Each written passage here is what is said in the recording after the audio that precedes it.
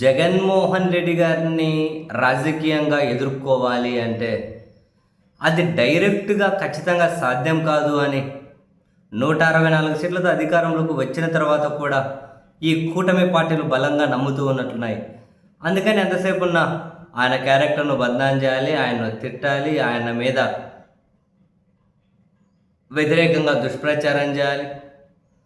రకరకాలంటే ఇటువంటి అడ్డదారిలోనే ఎదుర్కోగలుగుతాం. ఏదో విధంగా మెజారిటీ జనాల్లో ద్వేషం నింపగలిగితే మనం బయటపడవచ్చు అని చెప్పి బలంగా నమ్ముతూ ఉన్నట్టున్నారు.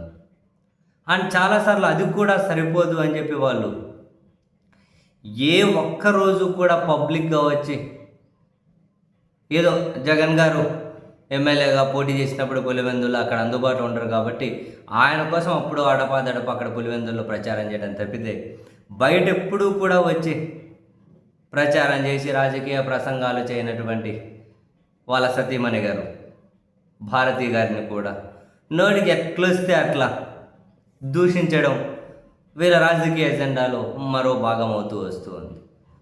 అసలు సంబంధం లేని దగ్గర, అవసరం లేని దగ్గర ఆమెను రావడం, దూషించడం మనకు చాలా ఆశ్చర్యం అనిపిస్తుంది.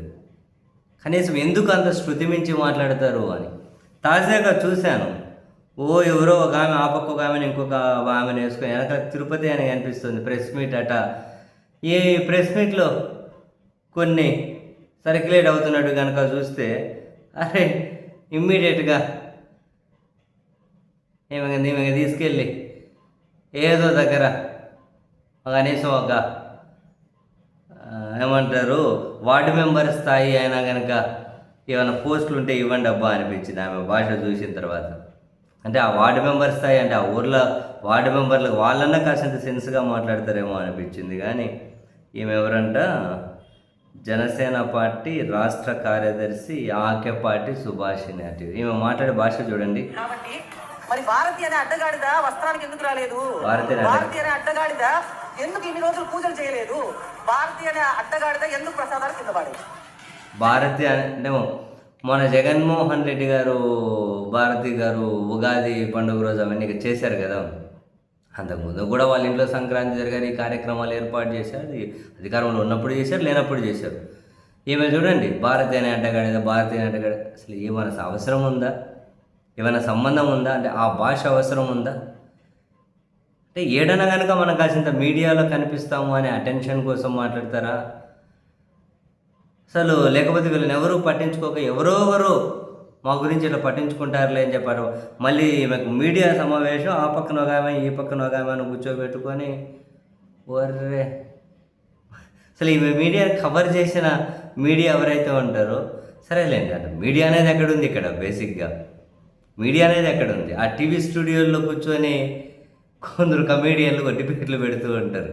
కమేడియన్ అనే వాళ్ళని నన్ను నిజంగా క్షమించాలి. ఎందుకంటే మీ కామెడీ వేరు, వీళ్ళ కామెడీ వేరు. మీరు ఈ కామెడీకి ఎక్కడ దరిదాపుల్లో కూడా రాలేరు. కమేడియన్లు అనబడే వాళ్ళు ఈ టీవీ స్టూడియోలో కూర్చొని కామెడీ చేసే వాళ్ళకి దరిదాపుల్లో కూడా రాలేరు. మీరు నన్ను క్షమించాలి. వీళ్ళంత స్థాయికి మీరు రాలేరు. అంత అంత అంత అద్భుతమైన కామెడీ పండిస్తూ ఉంటారు వీళ్ళు.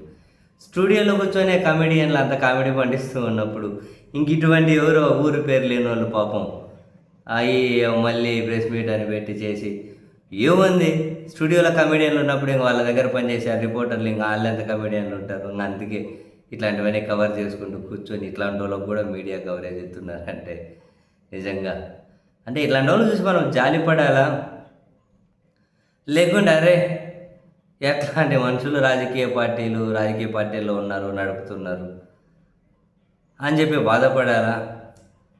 ఏమో మరి ఏం అర్థం కాదు. సీరియస్లీ అవసరం లేని వాళ్ళను, రాజకీయాలతో సంబంధం లేని వాళ్ళను తీసుకొచ్చి ఏది బుద్ధి పెడితే అది మాట్లాడుతున్నారు.